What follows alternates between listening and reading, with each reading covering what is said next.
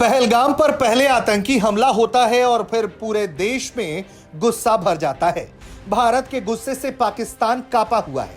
पहले तो भारत ने राजनयिक स्तर पर कार्रवाई की और पाकिस्तान को चेतावनी दे दिया कि हम तुम्हें बख्शने के मूड में नहीं हैं। पाकिस्तान के आतंकी पोषक नीति के खिलाफ भारत ने कई बड़े कदम उठा दिए और अब पाकिस्तान इस बात से डरा सहमा है कि यह तो राजनयिक कदम है, सेना क्या करेगी।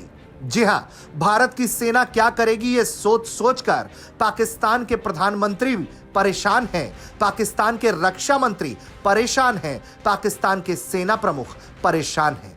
वो अपनी सेना को कैसे बचाएं, वो अपनी सीमाओं को कैसे बचाएंगे, वो अपने प्यारे आतंकियों को कैसे बचाएंगे, इसकी तैयारी में जुट गए हैं। और ये खौफ है भारत का, ये ताकत है भारत की कि भारत अपने दुश्मनों को घर में घुसकर मारेगा।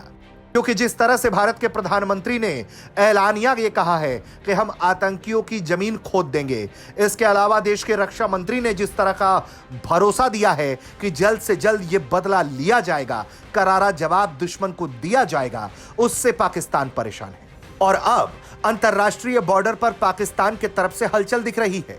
पाकिस्तान की आर्मी ने लाइन ऑफ कंट्रोल पर अपनी तरफ जवानों की संख्या और तादाद बढ़ा दी है। अपने डिफेंस को मजबूत करने पर काम शुरू कर दिया है। अपने जवानों को बंकर के अंदर ही रहने को कहा गया है। कहा जा रहा है कि निगरानी कार्यक्रम बंकर के अंदर से ही अंजाम दिया जाए, खुले में ना घूमे।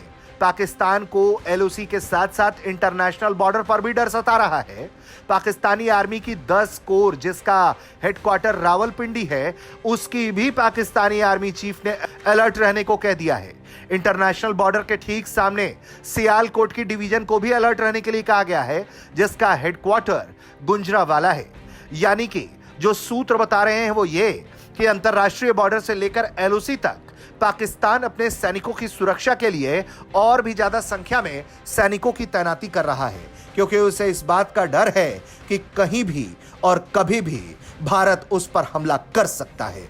और जब भारत हमला करता है तो वो मौका नहीं देता है कि पाकिस्तान की सेना बच पाए।